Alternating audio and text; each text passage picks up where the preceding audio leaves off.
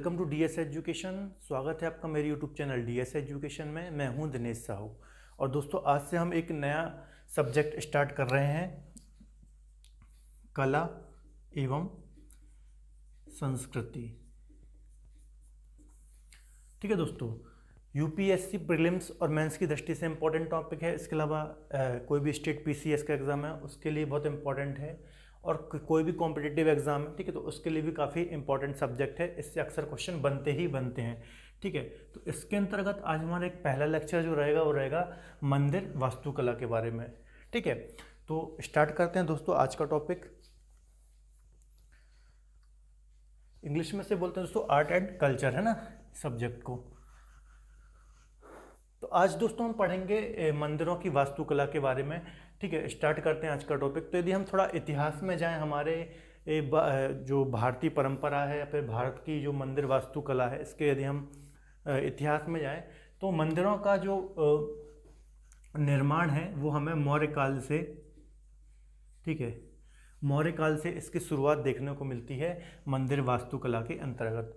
ठीक है, इसमें आगे चलकर दोस्तों, ठीक है, जो गुप्त काल था या जो गुप्त वंश था उसमें थोड़ा विकास देखने को मिला मंदिर वास्तुकला में। ठीक है, इसके पश्चात लगभग 6वीं शताब्दी तक, ठीक है, 6वीं शताब्दी तक संपूर्ण भारत में, ठीक है, उत्तर से लेकर के दक्षिण तक संपूर्ण हमारे भारत में जो मंदिर वास्तुकला थी वो लगभग एक प्रकार के मंदिर बनाए जाते थे। ठीक है, या फिर जो मंदिर वास्तुकला थी वो लगभग एक समान थी, है ना, एक समान थी। इसका मतलब ये है दोस्तों कि सारे भारत में, संपूर्ण जो भारत था हमारा, उसमें लगभग एक समान मंदिर बनाए जाते थे। ठीक, कोई अलग अलग शैलियाँ उस टाइम पे नहीं थी 6वीं शताब्दी तक। परंतु उसके बाद दोस्तों हमारे यहाँ पे 3 शैलियाँ डेवलप हुई। ठीक है, जैसे पहली शैली थी कौन सी, नागर। ठीक है, दूसरी कौन सी थी, द्रविड़, और तीसरी थी बेसर शैली। ठीक है, तो मुख्यतः ये 3 तरह की शैलियाँ हैं हमारे यहाँ पे मंदिर वास्तुकला के अंतर्गत, नागर शैली, ठीक है, द्रविड़ शैली और बेसर शैली। ठीक है, तो इन 3 शैलियों का हमें अध्ययन करना है आज के लेक्चर में। तो स्टार्ट करते हैं दोस्तों आज का लेक्चर। ठीक है, और इसके अंतर्गत जो पहली शैली है वो है नागर शैली।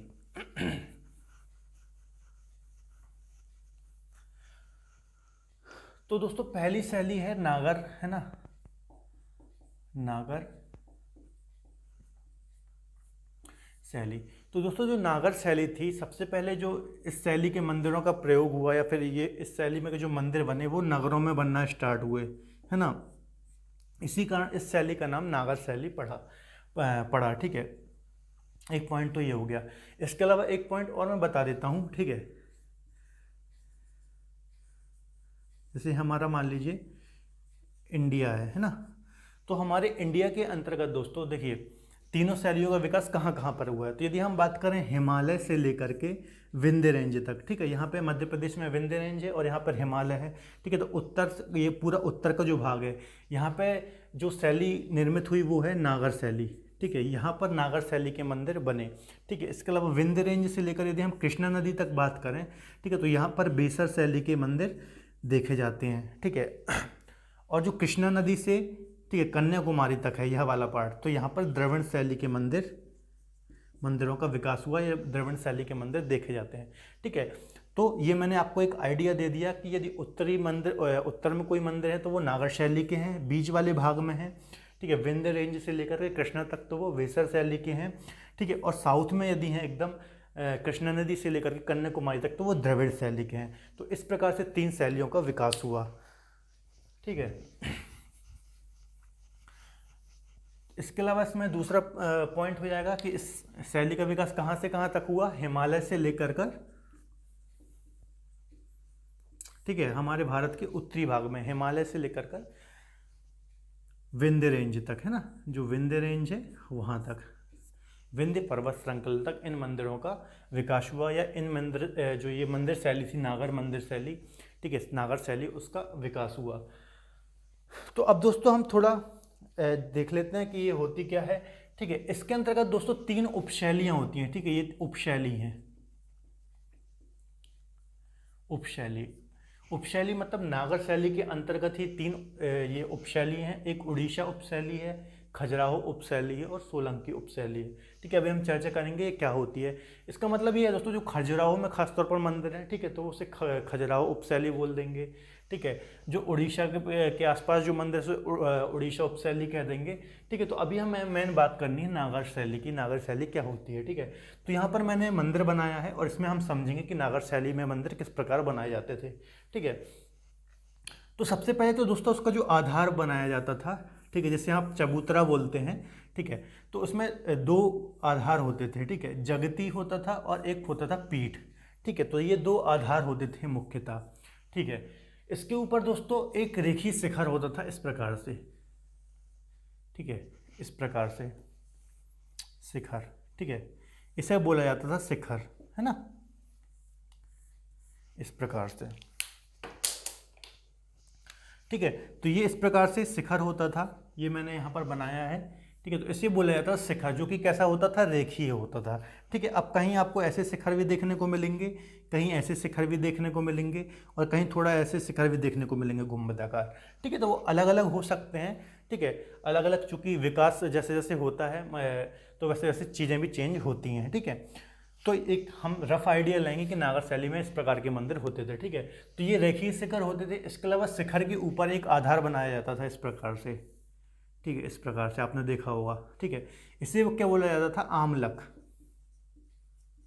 ठीक है, आमलक। तो ये देखिए, ये इसे आमलक बोला जाता था। जो शिखर होता था उसके ऊपर एक जो आधार बनाया जाता था उसे आमलक कहा जाता था। ठीक है, और आमलक के ऊपर एक कलश बनाया जाता था इस प्रकार से। आप देखते होंगे मंदिर के ऊपर एक कलश होता है। ठीक है, तो यहाँ पर कलश होता था एक।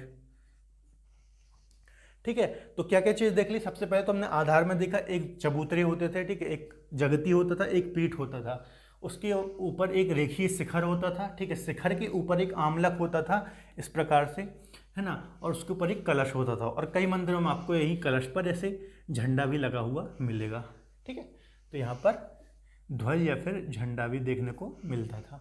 ठीक है, तो ये तो हो गई हमारी शिखर की बात। ठीक है, इसके अलावा यदि हम देखें यहाँ बीच में, तो एक जो हमारा रेखीय शिखर है ये। ठीक है, शिखर के बिल्कुल बीचों बीच इसके यहाँ सेंटर पॉइंट में। ठीक है, इस प्रकार से यहाँ पर हमें गर्भगृह देखने को मिलता था। ठीक है, तो गर्भगृह में क्या होता था, गर्भगृह में जो मुख्य देवी देवता होते थे वह विराजित होते थे। ठीक है, तो गर्भगृह में कौन देवता विराजित होते थे। ठीक है, जो मेन देवता है वो यहाँ पर विराजित होते थे गर्भगृह में। ठीक है, तो गर्भगृह से दोस्तों यदि हम आगे चलेंगे, ठीक है, तो यहाँ पर जो गर्भगृह का द्वार होता था, ठीक है, गर्भगृह का जो द्वार होता था, यहाँ पर नदी, देवी,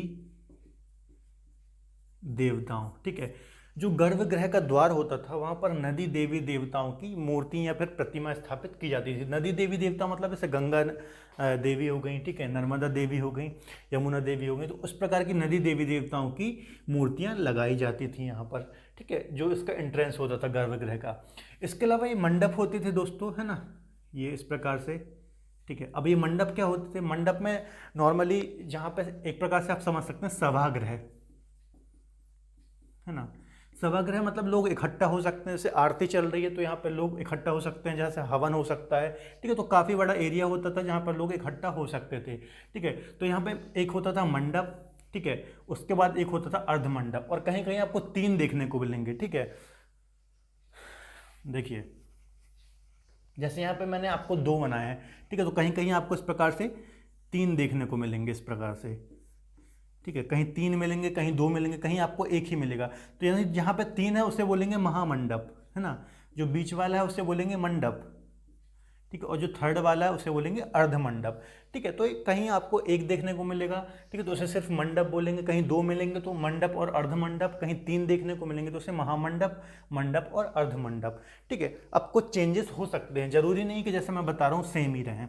ठीक है, अब कुछ कुछ मंदिरों में आपको, जैसे मैंने आपको शिखर बताया, ठीक है, तो एक मेन शिखर होगा। ठीक है, इसके अलावा 1-2 शिखर और हो सकते हैं इस प्रकार से, जरूरी नहीं एक ही शिखर हो, लेकिन जो एक मेन शिखर होगा उसके नीचे ही गर्भगृह होगा। ठीक है, तो इस प्रकार से शिखर भी कई हो सकते हैं, 2-3। ठीक है, तो जरूरी नहीं है कि जैसे मैं बता रहा हूँ वैसा ही हो, पर एक हम ओवरऑल नागर शैली के बारे में समझ रहे हैं। ठीक है, तो ये मंडप मैंने बता दिए, एक रेखीय शिखर बता दिया। ठीक है, गर्भगृह की हमने बात कर ली। ठीक है, तो इस प्रकार से कुछ नागर शैली का मंदिर होता था। ये मैंने आपको मेन चीज़ें बता दी। क्या क्या बताया?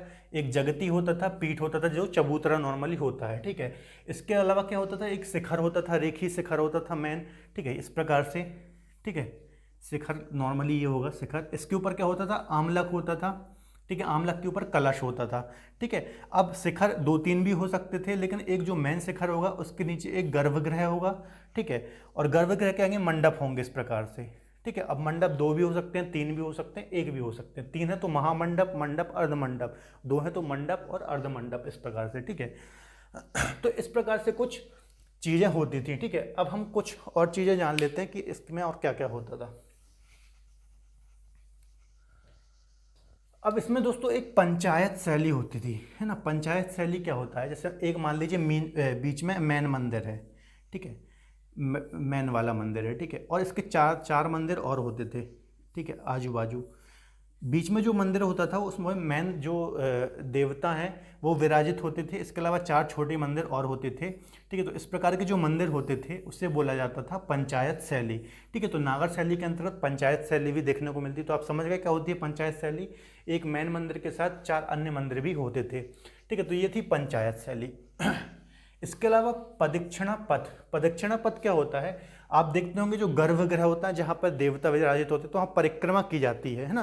तो वो होता है प्रदक्षिणा पथ। तो यहाँ पर नागर शैली के अंतर्गत प्रदक्षिणा पथ भी पाए जाते थे, जहाँ पर जो भी भक्तगण होते हैं वो परिक्रमा करते हैं। तो यहाँ पर बंद प्रदक्षिणा पथ पाए जाते हैं। बंद प्रदक्षिणा पथ मतलब ऊपर से कवर्ड रहते हैं पूरे, है ना। मतलब एक आप बोले बिल्डिंग के अंदर, इस प्रकार से, है ना। तो ये कुछ विशेषताएं होती थी, ठीक है। इसके अलावा दोस्तों जो नागर शैली के मंदिर होते थे, ठीक है, इसके शिखर बहुत ज़्यादा ऊंचे नहीं होते थे। अभी हम जैसे द्रविड़ शैली में बात करेंगे तो इसके जो शिखर होते थे, ठीक है, द्रविड़ शैली के शिखर को विमान बोला तो वो बहुत भव्य और ऊंचे होते हैं, ठीक है। ठीक है, अब हम कुछ पहले इनके मंदिर देख लेते हैं कि नागर शैली के आखिर मंदिर कौन कौन से हैं, ठीक है। उसके बाद हम द्रविड़ शैली का मंदिर भी देखेंगे, फिर हम थोड़ा दोनों को कंपेयर करके पढ़ेंगे कि क्या क्या इनमें एक दूसरे से किन किन चीज़ों में ये अलग है ना। तो सबसे पहले तो खजुराहो के मंदिर, ठीक है। खजुराहो में आपको पता होगा। अब देखिए जैसे मैंने यहाँ पे उपशैलियाँ बताई थी, ठीक है। तो नागर शैली की एक उपशैली है खजुराहो, ठीक है। तो खजुराहो जो उपशैली है वहाँ खजुराहो के मंदिर जो है वो खजुराहो उपशैली के उदाहरण है, ठीक है। अब इसकी विशेषता क्या हो जाएगी खजुराहो उपशैली की कि यहाँ पे आप जाएंगे बाहर बहुत आकृतियाँ, विशेष प्रकार की आकृतियाँ देखने को मिलेंगी, खासतौर पर कामुक आकृतियाँ देखने को मिलेंगी, ठीक है। तो उपशैली और बहुत ज़्यादा आपको ध्यान नहीं देना है, मैं नागर शैली आपको पकड़ के चलना है, ठीक है। तो खजुराहो के मंदिर हो गए, ठीक है। इसके अलावा दिलवाड़ा के मंदिर, ठीक है। दिलवाड़ा के जैन मंदिर आपने सुना होगा, माउंट आबू में है ना, राजस्थान, ठीक है। माउंट आबू राजस्थान में है। सोमनाथ का मंदिर कहाँ पे है? गुजरात, सोमनाथ में, ठीक है। कंदरिया महादेव ये कहाँ पर है? खजुराहो, ठीक है। इसके अलावा लिंगराज मंदिर, लिंगराज मंदिर कहाँ है? भुवनेश्वर उड़ीसा, ठीक है, भुवनेश्वर उड़ीसा में है, ठीक है। जगन्नाथ मंदिर कहाँ है? पुरी जगन्नाथ उड़ीसा में है ये भी, ठीक है, पुरी उड़ीसा में है ये भी। और सूर्य मंदिर कोणार्क का ये भी उड़ीसा में है, ठीक है। तो ये कुछ एग्जाम्पल हैं दोस्तों जो कि नागर शैली के मंदिर है। तो एग्जाम में क्वेश्चन कहाँ से बनेंगे अभी मैं लास्ट में आपको बताऊंगा, लेकिन ये सीधे सीधे मंदिर पूछ सकता है कि सोमनाथ का मंदिर किस शैली का उदाहरण है, ठीक है। या फिर कंदरिया महादेव जो मंदिर है वो नागर शैली का उदाहरण है या द्रविड़ शैली का उदाहरण, किस शैली का उदाहरण। तो ऐसा डायरेक्ट मंदिर पूछ सकता है। तो एक आप ऐसे भी गैस कर सकते हो कि उत्तर भारत का मंदिर है तो आप नागर शैली पे जा सकते हो, है ना। और कोई मेन मेन मंदिर है जैसे सोमनाथ, कंदरिया महादेव, दिलवाड़ा, खजुराहो के मंदिर, तो आपको पता होना चाहिए कि नागर शैली के उदाहरण है, ठीक है। अब हम द्रविड़ शैली देखते हैं दोस्तों, उसके बाद दोनों में थोड़ा कंपेयर करेंगे कि एक दूसरे से कैसे ये अलग हैं, ठीक है। तो देखिए दोस्तों जो द्रविड़ शैली है, ठीक है, जो द्रविड़ शैली के दोस्तों मंदिर है ये इनका निर्माण 8वीं शताब्दी से स्टार्ट हुआ था, ठीक है। 8वीं शताब्दी से इनका निर्माण स्टार्ट हुआ था, ठीक है। और पल्लवों ने इस शैली को जन्म दिया, जो पल्लव शासक थे, ठीक है। इसको मैं अभी मिटा रहा हूँ, इसकी कुछ विशेषताएं भी देखेंगे हम, ठीक है। इसमें क्या क्या था? सबसे पहले पल्लवों ने इसको जन्म दिया, ठीक है। और चोल काल में, चोल शासकों के टाइम इसने ऊंचाइयां हासिल की, ठीक है। मतलब चोल काल में इन मंदिरों का जो द्रविड़ शैली के मंदिर थे बहुत ज़्यादा निर्माण हुआ, ठीक है, पल्लवों के टाइम स्टार्ट हुआ, और जो विजयनगर का समय था, विजयनगर साम्राज्य के टाइम इनका पतन या फिर ह्रास स्टार्ट हो गया, ठीक है। तो ये आपको याद रखना है, जन्म याद रखना है, पल्लव शासक ने, ठीक है, 8वीं शताब्दी में इसका प्रारंभ हुआ था, इसका इस शैली का निर्माण, ठीक है। अब इसके थोड़ा हम पहले मंदिर के फीचर वगैरह देख लेते हैं, क्या क्या होता है, कैसा होता है ना।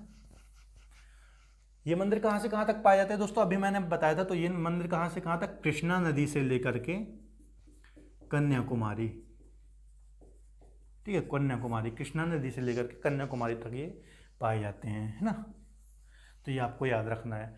तो आप ऐसे भी गैस कर सकते हैं, ठीक है। तो स्टार्ट करते हैं। देखिए इसमें भी आधार होता है, ठीक है, जिसको बोला जाता है जगती, पीठ और अधिष्ठान। इसमें भी 3 मुख्यतः आधार होते हैं, ठीक है, एक चबूतरा टाइप से होता है, ठीक है। उसके बाद दोस्तों जो मेन हमने यहाँ पर बात की थी रेखी शिखर, है ना, इस प्रकार से हमने यहाँ बात की थी, नागर शैली में इस प्रकार से रेखी शिखर पाए जाते हैं। तो यहाँ पर दोस्तों जो शिखर पाए जाते हैं द्रविड़ शैली में, ठीक है, वो बहुत ही ऊंचे होते हैं और भव्य होते हैं, ठीक है, जिन्हें क्या बोला जाता है, विमान बोला जाता है, ठीक है। इस प्रकार से बहुत भव्य पिरामिड आकार के, है ना, पिरामिड आकार के ये यहाँ पर शिखर पाए जाते हैं द्रविड़ शैली के मंदिर में, ठीक है। तो ये बहुत, इनकी हाइट बहुत ज़्यादा होती है, ठीक है। यदि हम बात करें नागर शैली की तो इनकी हाइट उतनी ज़्यादा नहीं होती है शिखर की, ठीक है, इनकी जो हाइट होती है बहुत ज़्यादा होती है, ठीक है। देखिए जो इसके शिखर होंगे, सबसे पहले तो इसके शिखर को क्या बोला जाता है, तो विमान, है ना। जो द्रविड़ शैली के मंदिर हैं उनके शिखर को बोला जाता है विमान, ठीक है। और ये किस आकार में होते हैं, पिरामिड, ठीक है। इनके शिखर पिरामिड आकार के होते हैं और बहुत ही ऊंचे होते हैं, है ना, बहुत ही ऊंचे और भव्य होते हैं, ठीक है। तो सबसे पहले तो एक भिन्नता क्या हो गई दोनों में, कि इसके शिखर बहुत ज़्यादा ऊंचे नहीं होते हैं, इनके शिखर रेखीय होते हैं, ठीक है, और इनके सीढ़ी नुमा एक प्रकार से होते हैं ना, पिरामिड आकार में, जिन्हें हम विमान बोलते हैं, और बहुत ऊंचे और तथा भव्य होते हैं ये, ठीक है, इस प्रकार से, ठीक है, इस प्रकार से। ये हो गई इसके शिखर की बात। इसके अलावा हमने यहाँ पर देखा था दोस्तों, शिखर के ऊपर आमलक पाया जाता है, उसके बाद कलश पाया जाता है, ठीक है। तो यहाँ पर आमलक या कलश नहीं पाया जाता, यहाँ पर स्तूपिका पाई जाती है, एक इस प्रकार से आकृति, है ना, आपने इमेज में देख लिया होगा, इस प्रकार से कुछ स्तूपिका बोलते हैं उसको, तो ठीक है। तो शिखर के ऊपर स्तूपिका पाई जाती है, ठीक है। इसके अलावा यहाँ पर भी एक गर्भगृह होता है, ठीक है। गर्भगृह के बाद यदि आप जाएंगे बाहर तो इसका जो गर्भगृह का मेन एंट्रेंस होता है या फिर दरवाजा होता है, यहाँ पे हमने देखा था नदी देवी देवताओं की मूर्ति पाई जाती है, ठीक है। तो यहाँ पर जो एंट्रेंस होता है वहाँ पर यक्ष यक्षिणी की मूर्ति, ठीक है, या फिर आकृति पाई जाती है, ठीक है दोस्तों। इसके अलावा दोस्तों एक अंतराल होता है, गलियारा होता है, ठीक है, छोटा सा गलियारा होता है। गलियारे के बाद फिर वही मंडप होते हैं, जैसे हमने यहाँ पर देखे थे मंडप, फिर अर्ध मंडप, है ना, तो वो अलग अलग हो सकते हैं, ठीक है। यहाँ पर एक चीज़ क्या है, मंडप के बाद एक गलियारा है छोटा सा, ठीक है, उसके बाद एक एंट्रेंस है और फिर गर्भगृह है, ठीक है। इसके अलावा एक यहाँ पे भिन्नता जो है वो है गोपुरम। गोपुरम क्या होता है, तो जो द्रविड़ शैली के दोस्तों मंदिर थे, ठीक है, तो मंदिर के जब आप परिसर में एंटर करेंगे तो सबसे बाहर जो एक दरवाज़ा इस प्रकार से बहुत भव्य गेट होता था, इस प्रकार से, जिसे क्या बोला जाता है, गोपुरम, है ना। तो गोपुरम से ही गोपुरम की भव्यता से आपको मंदिर के बारे में, आप यदि आपने गोपुरम देख लिया बाहर का तो उससे आप समझ जाएंगे कि मंदिर कितना भव्य होगा, ठीक है, या फिर मंदिर कितना सुंदर होगा। तो बहुत ही भव्य और बड़े गोपुरम बनाए जाते थे मंदिर परिसर के बाहर, ठीक है। तो यहाँ पर गोपुरम पाए जाते हैं और यहाँ पर गोपुरम की कोई बात नहीं है ना, नागर शैली में। इसके अलावा द्रविड़ शैली के जो मंदिर परिसर हैं दोस्तों बहुत बड़े और विशाल होते थे, ठीक है, और जो नागर शैली के मंदिर परिसर हैं उतने विशाल या बड़े नहीं होते थे, ठीक है। तो ये कुछ अंतर हैं, आप देखते जाइए। क्या क्या बात कर ली हमने, सबसे पहले तो यहाँ पर गोपुरम है, ठीक है, यहाँ पर गोपुरम नहीं था, ठीक है, यहाँ पर मैं लिखते जा रहा हूँ। गोपुरम क्या है दोस्तों, गोपुरम जब आप मंदिर परिसर में प्रवेश करते हैं, मान लीजिए ये मंदिर परिसर है इतना, ठीक है, यहाँ पर मेन मंदिर है, ठीक है, तो यहाँ के मंदिर परिसर के एंट्रेंस में एक बहुत विशाल गेट होता था, ठीक है। तो इससे मंदिर की जो ये गोपुरम होता था बहुत ही सुंदर बनाया जाता था और बहुत ही भव्य और विशाल बनाया जाता था। ठीक है, तो ये इसको देखकर आप ये समझ सकते हैं कि मंदिर कितना सुंदर और विशाल होगा। ठीक है, तो ये इसकी सुंदरता का, मंदिर की सुंदरता का प्रतीक होता था गोपुरम। ठीक है, तो देखिए इसमें गोपुरम पाया जाता था। ठीक है, आप ऐसे लिख लीजिए भव्य द्वार, ऐसे आप समझ सकते हैं। ठीक है, यहाँ पर नहीं पाया जाएगा नागर शैली में। ठीक है, इसके अलावा मैंने यहाँ पे क्या बताया था, यहाँ पे मैंने शिखर बताया था। ठीक है, शिखर, शिखर को यहाँ पे क्या बोलते हैं, विमान, है ना। तो यहाँ पे शिखर जो हैं बहुत ज़्यादा विशाल पाए जाएंगे, विशाल और पिरामिड आकार के, पिरामिड आकार के। और यहाँ पे जो शिखर है नॉर्मल रेखीय शिखर पाए जाते हैं, है ना, रेखीय शिखर। ठीक है, और यहाँ पे शिखर को क्या बोला जाता है, विमान बोला जाता है। ये बात आपको याद रखना है, विमान बोला जाता है। ठीक है, इसके अलावा और कौन, यहाँ पे जो इसका प्रांगण होता है, ठीक है, मंदिर का जो प्रांगण होता है वो बहुत ही भव्य, प्रांगण बहुत ही विशाल होता है। ठीक है, मतलब जो मंदिर का पूरा प्रांगण होता है वो बहुत ज़्यादा विशाल, बहुत ज़्यादा बड़ा होता है। ठीक, और यहाँ का जो प्रांगण होता है बहुत ज़्यादा बड़ा नहीं होता, छोटा होता है। ठीक है, तो ये मंदिर प्रांगण की बात हो गई। इसके अलावा दोस्तों क्या जलाशय की बात कर लें, तो जो द्रविड़ शैली के मंदिर हैं तो इस मंदिर प्रांगण में द्रविड़ शैली के जलाशय भी पाए जाते हैं। ठीक है, जबकि नागर शैली के जो मंदिर परिसर है यहाँ पर जलाशय नहीं पाए जाते हैं। ठीक है, एकाध में अपवाद हो सकता है, लेकिन मुख्यतः यदि आप बात करें तो यहाँ पर आपको जलाशय मिलेंगे, यहाँ पर नहीं मिलेंगे। ठीक है, मंदिर के प्रांगण में। ठीक है, इसके अलावा दोस्तों जो द्रविड़ शैली है, ठीक है, इसके मंदिर प्रांगण में आपको विशाल दीप स्तंभ, विशाल दीप स्तंभ और ध्वज स्तंभ भी देखने को मिलेंगे। ठीक है, दीप स्तंभ, विशाल और ध्वज स्तंभ मतलब क्या है, आपने देखा होगा कई मंदिरों में इस प्रकार के स्तंभ होते हैं और यहाँ पर दीप रखे जाते हैं इस प्रकार से, है ना, वो जलते रहते हैं। तो भव्य दीप, विशाल दीप स्तंभ और ध्वज स्तंभ, एक बहुत बड़ा ऐसा टावर होता है, उस पर इस प्रकार से ध्वज लगा रहता है। तो ध्वज स्तंभ ये पाए जाते हैं किसमें, द्रविड़ शैली में, यहाँ पर नहीं पाए जाते हैं। ठीक है, तो ये कुछ अंतर हैं दोस्तों। तो ओवरऑल आपको देखने में समझ आया होगा, चूँकि द्रविड़ शैली के मंदिर बहुत ज़्यादा बड़े प्रांगण में बनाए जाते थे। ठीक है, तो वहाँ पे हमने देखा गोपुरम भी होता था। ठीक है, बहुत बड़ा, चूँकि एरिया बहुत बड़ा होता तो छोटे बड़े मंदिर होते थे। एक मेन मंदिर के अलावा कई छोटे बड़े मंदिर भी आपको देखने को मिलेंगे। इसके अलावा विशाल दीप स्तंभ देखने को मिलेगा, ध्वज स्तंभ देखने को मिलेगा, जलाशय देखने को मिलेगा। ठीक है, शिखर आपको ऊंचे मिलेंगे। ठीक है, तो आप आसानी से समझ सकते हैं, दोनों में अंतर कर पा रहे होंगे कि द्रविड़ शैली में और नागर शैली में किस प्रकार से भिन्नता है ना। अब एक बार हम मंदिर देख लेते हैं द्रविड़ शैली में कौन कौन से मुख्य मंदिर हैं। इसके अलावा चार दीवारी, चार दीवारी क्या है, चार दीवारी वही है जैसे मैंने आपको बताया, ये चारों तरफ से मंदिर प्रांगण है। ठीक है, चारों तरफ से पैक है, ये चार दीवारी कहलाती थी। बीच में मंदिर है, यहाँ पे गोपुरम है और यहाँ पे छोटे बड़े अन्य मंदिर हैं, यहाँ पर जलाशय है, ध्वज स्तंभ है। इस प्रकार से ये द्रविड़ शैली का मंदिर से चार दीवारी कहा जाता था। तो यहाँ पर चार दीवारी भी होती थी। ठीक है, यहाँ पर चार दीवारी भी नहीं मिलेगी आपको। ठीक है, तो इसके कुछ मंदिर हैं दोस्तों, एक बृहदेश्वर मंदिर है तंजौर का। ठीक है, महाबलीपुरम का रथ मंदिर है, महाबलीपुरम में है, जो कि मीनाक्षी मंदिर है मदुरई में। ठीक है, इसके अलावा रंगनाथ मंदिर है तमिलनाडु में, रामेश्वरम मंदिर है। ठीक है, तो ये कुछ एग्जाम्पल हैं इसके। ठीक है, आपने अब मेरी डिस्प्ले में भी देख लिया होगा। ठीक है, तो ये कुछ मंदिरों के एग्जाम्पल हैं।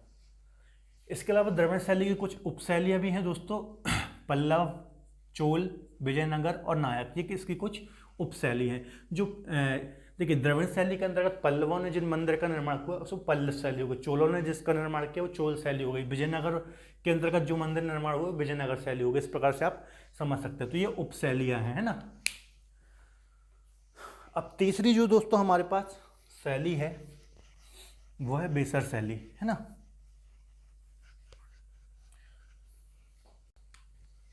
तो जो उसकी दोस्तों थर्ड शैली है वो है बेसर शैली, है ना।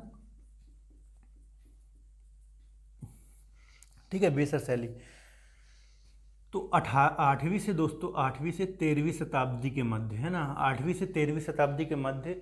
ठीक है, जिन मंदिरों का निर्माण हुआ, ठीक है, जिन मंदिरों का निर्माण हुआ उसे बेसर शैली के मंदिर कहा गया। ठीक है, कहाँ से कहाँ तक अभी मैंने आपको बताया था, ठीक है, विंध्य रेंज से लेकर के, ठीक है, विंध्यन रेंज से लेकर के कृष्णा नदी के मध्य में, ठीक है, विंध्य रेंज से बीच के विंध्यन रेंज से लेकर के कृष्णा नदी के मध्य में जिन मंदिरों का निर्माण हुआ उसे बेसर शैली के मंदिर कहा जाता है, ठीक है। इसके अलावा इसे